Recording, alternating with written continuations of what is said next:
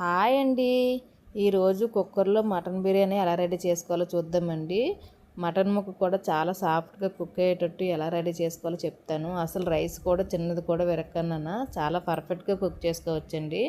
అడుగు కూడా మాడదండి, అంత బాగుంటుంది.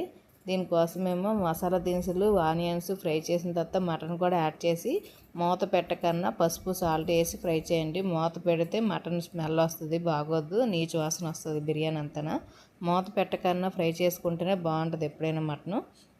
అలా ఫ్రై అయిన తర్వాత టమాటా పేస్ట్ అది యాడ్ చేసుకొని మసాలా అంతా యాడ్ చేసుకొని 2 విజిల్స్ వచ్చిన వరకు కుక్ చేసుకోండి.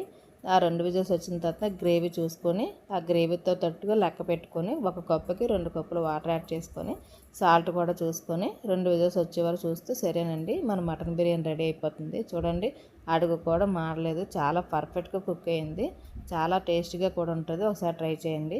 నా